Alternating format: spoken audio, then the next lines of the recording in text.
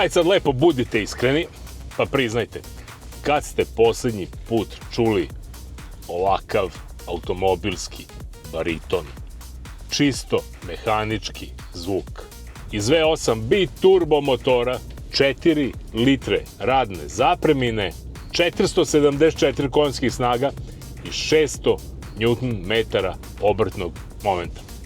Porsche Cayenne S. Porsche već više od 20 godina dokazuje i potvrđuje činjenicu, jedan od retkih koji je uspeo da kroz Cayenne S postavi sve one sportske performanse u jedan glomazni i preko 2000 kg težak terenac. Slobodno možemo reći da je sportske patike zamenio za dobre čizme i krenuo u jednu pravu pravcatu avanturu.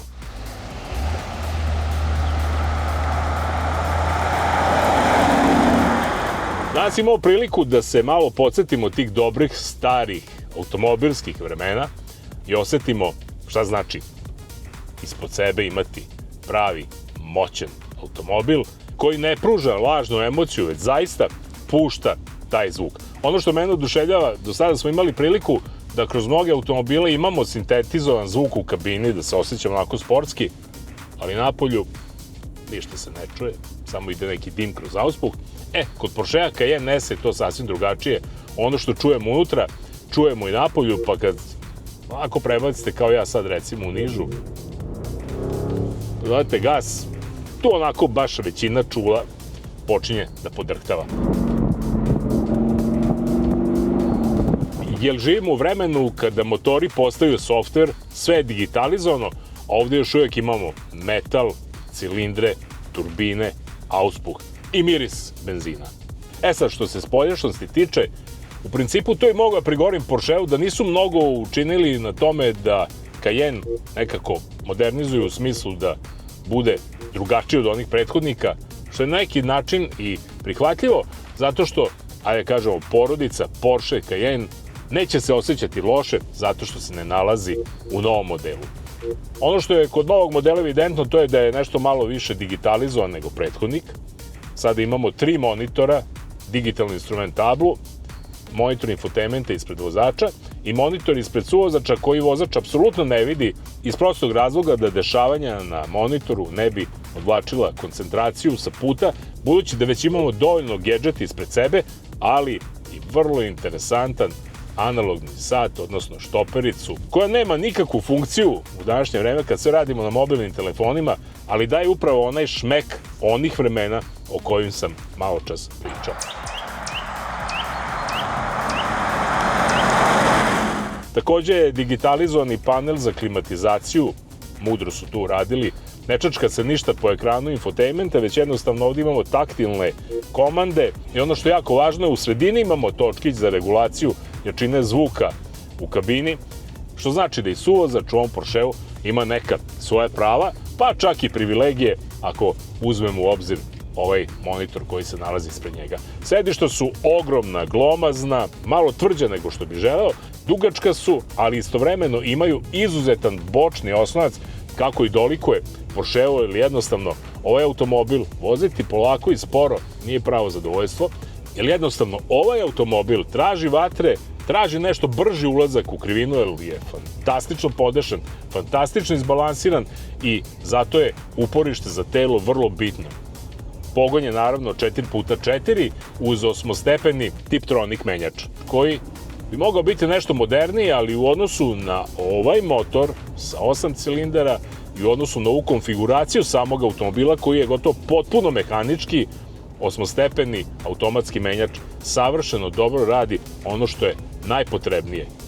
Shvata misao vozača, reaguje u istom deliću sekunde kada i noga napravi svoju reakciju na papučici gasa. Danas je to zaista retkost, budući da se većina vozačkih informacija prenosi kroz jedan digitalni filter.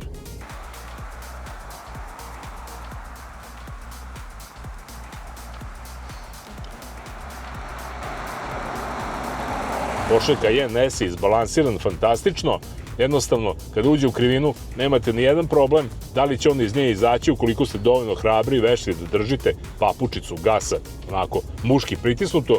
Naravno, vodite računa o podlozi Jer Porsche Cayenne S, evo mogu da vam kažem ovako sad potpuno otvoreno, ispravlja mnoge zakone fizike, zaista mnoge zakone fizike, ali led i poledicu i ono što nas na putu može zadesiti ne, tako da uvek predviđajte šta je ispred vas kad vozite ovakav automobil i onda, što kaže, punim srcem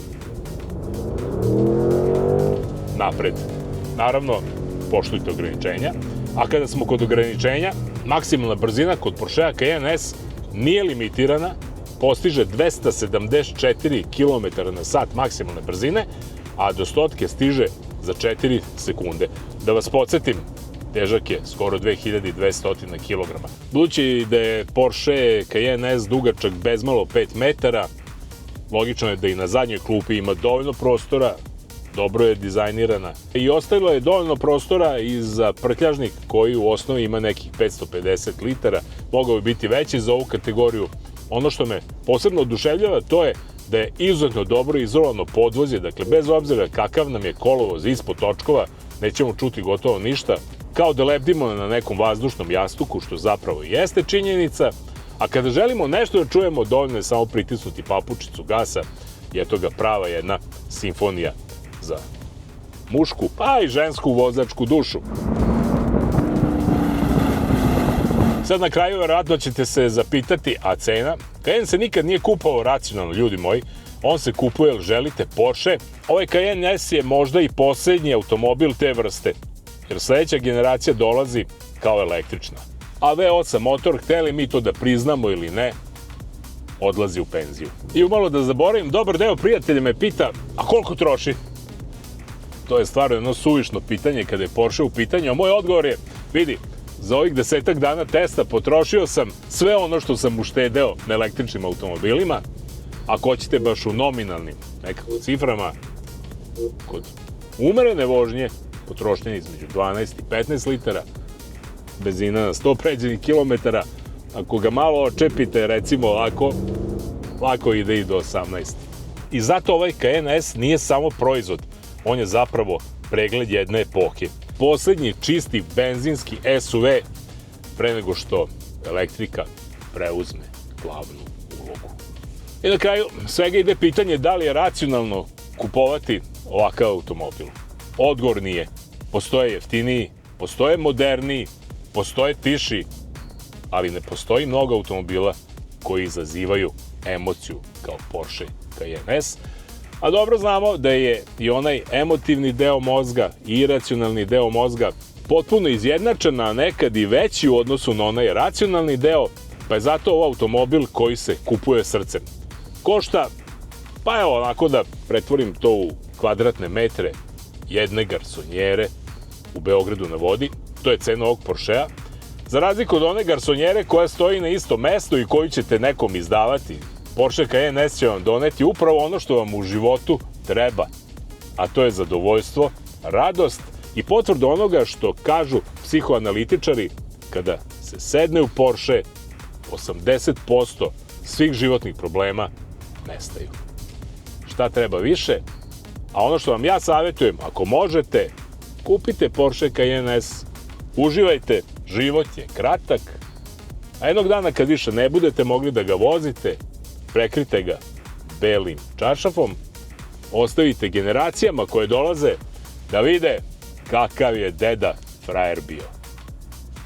Toliko. Odoh ja. Jedan je život.